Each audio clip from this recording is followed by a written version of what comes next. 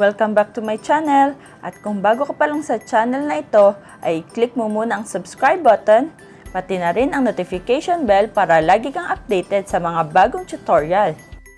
Gusto mo rin bang mawala ang watermark sa iyong editing app?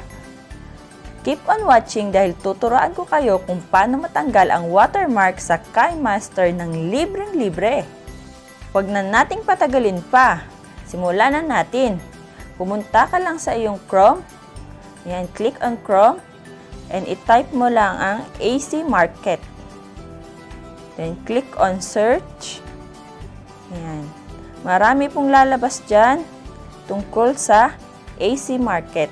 Yan po ang una nating ida-download para po maka-download tayo ng Kinemaster na walang watermark.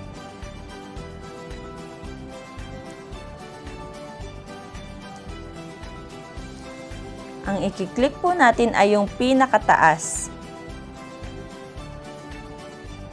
Click sa pinaka-first na lumabas sa search natin.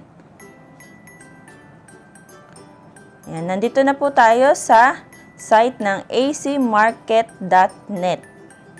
Yan po dapat ang makikita nyo sa inyong screen, ang acmarket.net.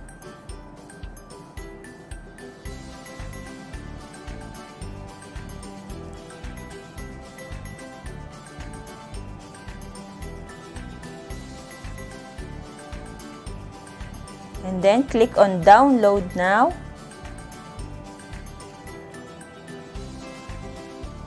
Then, do you want to download AC Market? Click on download. Ayan, downloading na po ang ating file. Ayan. Then after downloading, click on open. Makikita nyo po, do you want to install this application? Just click install. Installing na po ang ating AC Market. Antayin lang po natin. Ayan, app installed. Click on open.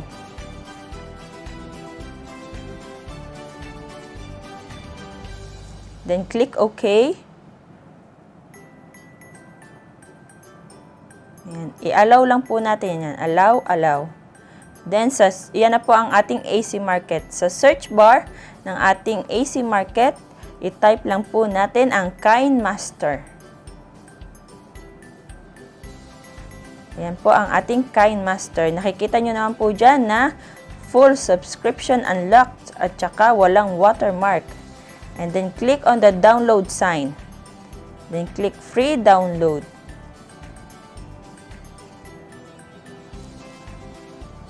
Ayan. I-click nyo lang po yan, allow apps from this source. And then click install. Ayan. Naka-install na po ang ating Kinemaster. I-try po muna natin kung pwede po talaga ito. Ayan. I-scroll nyo lang po.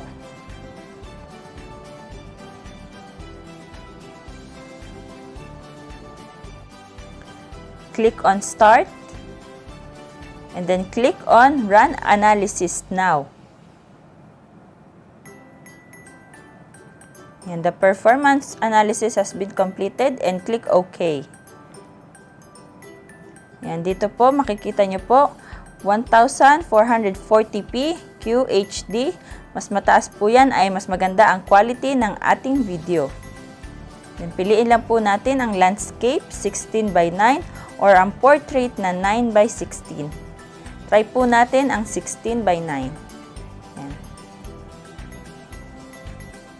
Titingnan po natin kung wala po ba talagang watermark kapag nag-download po tayo ng Kinemaster gamit ang AC Market. Abangan po ang ating susunod na tutorial para sa Kinemaster. Let's try lang po muna.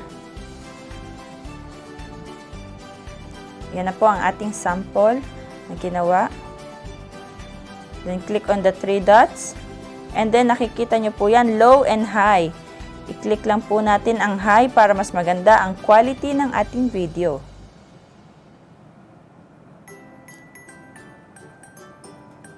Then, click on export.